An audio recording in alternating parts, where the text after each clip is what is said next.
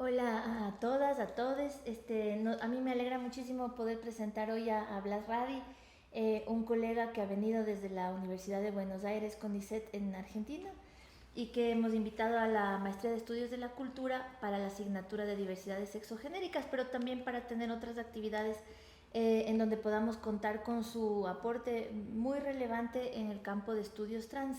Blas, muchas gracias por estar aquí. De verdad, a mí me da mucha alegría poder compartir estas preguntas en nuestro programa, en la universidad, pero también en los contextos en que trabajamos, ¿no? Nacional e internacionalmente. Y bueno, primero por eso te pregunto qué son los estudios trans para poder después de eso conversar más. Bueno, ante todo, gracias a vos y gracias a la universidad por la invitación y por recibirme. Con respecto a los estudios trans, algo que yo hago generalmente en mis cursos es empezar por una caracterización negativa. Para ofrecer una primera aproximación podemos decir, se trata de un campo académico en desarrollo, pero a mí siempre me resulta como más conveniente empezar por pasar revista por todo aquello que no son los estudios trans, y eso permite despejar algunas dudas y sobre todo anticipa una caracterización positiva. Los estudios trans no, y cuando hablamos de estudios trans no hablamos de todo lo que se ha dicho en la academia acerca de personas trans, lo que se dice, ni tampoco de cualquier cosa que digan o hagan las personas trans. Primero porque las personas trans llegaron a la academia hace muchísimos años, fundamentalmente como objetos de estudio de una gran variedad de disciplinas. Y con relación al segundo punto, porque pensar que algo tan accidental como la identidad de género define cuál es el ámbito académico de pertenencia de una persona es sumamente violento y por otra parte devalúa el campo. Hay otros aspectos negativos, los menciono rápidamente. Los estudios trans no se desarrollan solamente en Estados Unidos y en la academia angloparlante, ni son un capítulo, el último capítulo de los estudios de género o la teoría feminista. Para ir rápidamente a una caracterización positiva, decía, es un campo académico en desarrollo, se caracteriza porque es interdisciplinario, entonces las metodologías también son interdisciplinarias o transdisciplinarias. Comenzó a desarrollarse en los años 70 y se consolidó hacia la década del 90, en línea y de la mano con las políticas trans. De hecho, otra de las características importantes es que se trata de un campo que hace explícito su compromiso político. O sea, el interés de las personas que hacen investigación en el campo de los estudios trans no es meramente especulativo, sino fundamentalmente práctico, y de hecho muchas personas que se desarrollan en ese campo son a la vez activistas trans. Es crítico, es un campo crítico, esa crítica se deposita en gran medida en todos aquellos núcleos de sentido debido a esa producción que hace de las personas trans su objeto de estudio. Hay dos líneas muy importantes en las que se desarrolla esa crítica, por un lado el saber médico y por otro lado la teoría feminista. El reconocimiento de la subjetividad epistémica de las personas trans es el punto de partida. De hecho, en general se indica que la toma de la palabra por parte de las personas trans es como el punto inaugural del campo de estudios, y se hace referencia a un texto que es el que se considera fundacional del campo, que se llama El Imperio Contraataca, un manifiesto post-transexual de Sandy Stone. Se valora el conocimiento en primera persona, el conocimiento encarnado, y desestabiliza el campo de los estudios trans y sus compromisos teóricos, ¿no? Desestabilizan la manera, qué sé yo, podríamos decir tradicional de entender sexo y género, como la relación que se asume o que se da por sentada desde lo que podríamos decir la perspectiva de la actitud natural acerca de lo que es el sexo y cuál es su relación con las categorías de género. Pero incluso entra también en tensión con lo que la teoría de género ya ha dicho sobre el género, o con lo que ciertas teóricas feministas, por ejemplo, han dicho, y también sobre las subjetividades trans, ¿no? Siempre es muy conocida la crítica a teóricas tan a veces intocables como Judith Butler, por ejemplo, que se han referido ¿no es cierto?, han incorporado en su elaboración teórica reflexiones sobre lo trans. ¿Cómo ves de eso tú? Porque también me interesa mucho cómo los estudios trans ponen en crisis al mismo espectro de género en lo que se refiere a elaboraciones teóricas del feminismo o de otros lugares. Sí, me sonreía mientras te escuchaba porque la verdad es que en gran medida los estudios trans se desconocen porque se ignoran muchas veces voluntariamente sus desarrollos. Y en ocasiones se asume que se trata de un desarrollo espontáneo de la teoría feminista o de los estudios de género. Y en realidad las bases teóricas o la manera o las bases conceptuales a partir de las cuales se entiende el género son distintas, tan distintas que podríamos pensar que son incompatibles. Entonces, esa afinidad o esa continuidad no tiene sentido, hay muchísimas tensiones y lo que sí tiene sentido es poner la lupa sobre esas tensiones y ver de qué se tratan, desarrollarlas. Con respecto a, bueno, vos mencionaste a Judith Butler, con respecto a los textos que hacen, podríamos decir, un uso instrumental de las personas trans, hay muchísimos desarrollos dentro de los estudios trans, desarrollos críticos. De hecho, es interesante porque es difícil constituir y darle forma a un diálogo en términos internacionales entre intelectuales trans. Por muchas cuestiones, por falta de reconocimiento institucional, por problemas de traducción que no van, no se trata solamente de una cuestión de vocabulario, pero también eso influye. Y algo relevante es que los textos de Judith Butler fueron traducidos casi inmediatamente y las personas que estaban discutiendo críticamente con ella, intelectuales trans en el contexto norteamericano, no se tradujeron. Y en la medida que intelectuales trans del sur han podido tener contacto con esas lecturas críticas, han encontrado un montón de afinidades. Las mismas críticas se replicaban en distintas latitudes y apuntaban a los problemas que tiene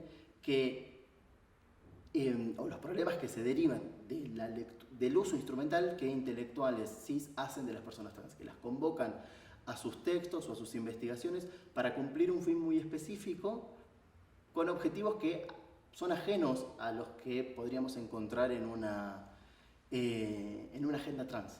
Y justamente hoy, ahora que mencionaste los cis, esto es muy importante también, ¿no es cierto?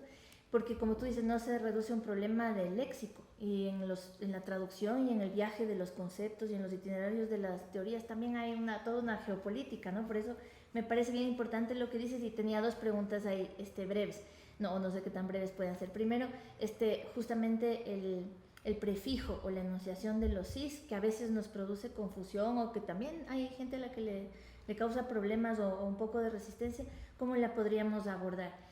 Y la otra cuestión es, ¿a quién leemos en América Latina? En el campo de estudios trans, que son latinoamericanos, ¿dónde está el archivo? ¿Cómo podemos acceder a él a partir de los contextos que tú has planteado? Bien, bueno, tomo la primera pregunta. Cis es un prefijo latino, igual que trans. Trans significa atravesar o del otro lado, cis significa de este lado. Si entendemos por persona trans una persona que se identifica con un género distinto al asignado al nacer, bueno, las personas cis son aquellas que no son trans. Y sí, es muy resistido ese concepto. Sobre todo por las personas cis, que son aquellas que no son trans. Y de hecho, este epifenómeno del rechazo del concepto ha sido tematizado por intelectuales trans, que han puesto el foco sobre todo en la molestia o la incomodidad que genera el hecho de ser nombrado o nombrada, y sobre todo por una comunidad que históricamente ha sido nombrada, ¿no? Como hay un gesto de devolución de gentileza en ese poner el concepto y poner una marca donde no la había. Y eso es fundamental porque, bueno, justo estoy escribiendo un artículo sobre esto, cómo este rechazo se tematiza, o estas tensiones se tematizan sobre todo en notas al pie. Sobre todo he trabajado con bibliografía producida en Argentina y con el manejo del cisexismo en las notas al pie, como este privilegio de las identidades cis que se consideran como más verdaderas, más auténticas, más importantes. Y en general no hay referencias al concepto cis en los trabajos sobre género en Argentina, y si hay alguna, esto se tramita en nota al pie, y son notas al pie que muchas veces discuten esta idea de introducir el concepto system, discuten al concepto mismo porque consideran que inaugura un binario, algo que es ridículo porque el binario se instituye en el momento que se pone una marca sobre las personas trans, entre trans y no trans. Cis es como la contracara lógica. Pero muchas veces se incorpora sin referencias, ¿no? Como si fuera una creación espontánea de las personas que están investigando y sin que impregne la perspectiva del texto. Entonces es un problema. En breve me imagino que ya voy a terminarlo y se va a publicar en una revista argentina. Pero bueno, este rechazo y estas tensiones vinculadas con la emergencia de este concepto son también tematizadas por la Academia Trans. Y con respecto a su desarrollo en América Latina, una de las cosas que yo señalaba es que hay un prejuicio muy grande vinculado con, digamos, que considera, hay muchas personas que consideran que los estudios trans solo se desarrollan en Estados Unidos o en contextos de habla inglesa. Y la verdad es que hay un desarrollo global, es un desarrollo muy desparejo, pero ese desarrollo desparejo se debe a falta de reconocimiento académico y a falta de acceso a presupuesto, fundamentalmente. De todas maneras, se puede rastrear desarrollos de estudios trans en América Latina también en distintos contextos. Yo creo que la referencia ineludible es Mauro Cabral. Mauro Cabral es un intelectual y activista trans e intersex argentino. Sus textos son brillantes y están disponibles online, son de acceso abierto, están en español. Y algo que yo decía, los estudios trans están comprometidos con procesos políticos.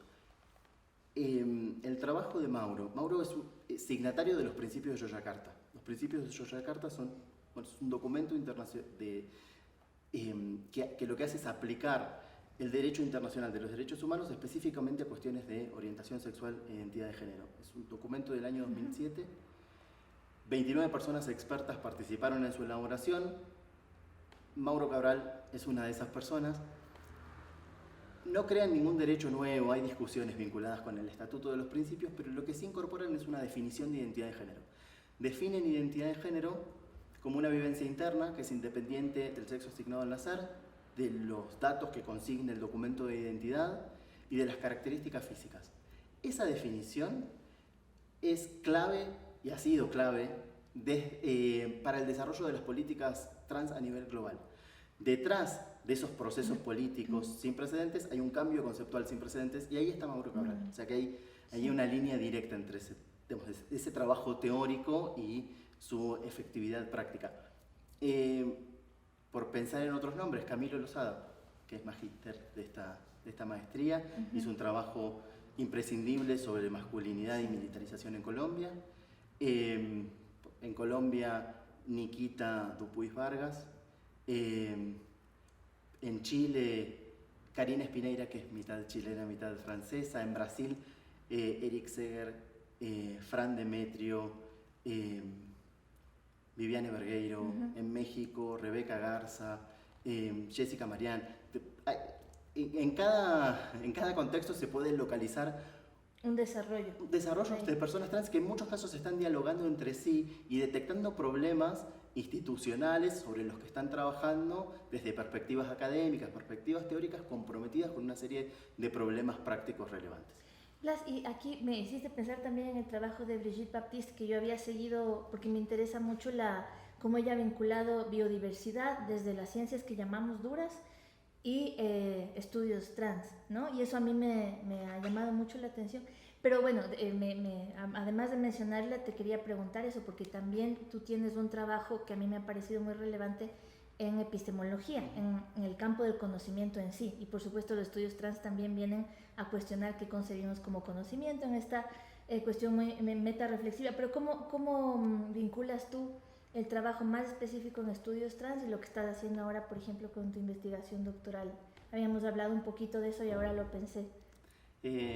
Bueno, yo efectivamente estoy trabajando sobre epistemología, podríamos decir un campo al que podríamos llamar epistemología social, que atiende, entre otras cosas, a los procesos de producción de conocimiento no pensando en individuos que no tienen cuerpo, que son homogéneos, de manera tal que cualquier individuo que haga el mismo proceso va a llegar a los mismos resultados, sino que consideran o le dan mucha relevancia a los procesos estos de producción de conocimiento a las identidades de los sujetos.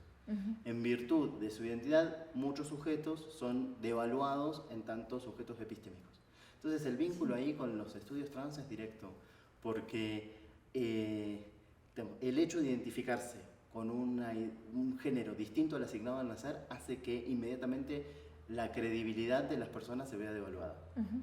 Y su estatuto en tanto sujetos que producen conocimiento también, sobre todo también porque hay un estigma vinculado con la patologización, con la identificación de estas experiencias trans con patologías de salud mental que convierten a las personas inmediatamente en incapaces. O, digamos, hay como un registro vinculado con la incapacidad que se hace sentir.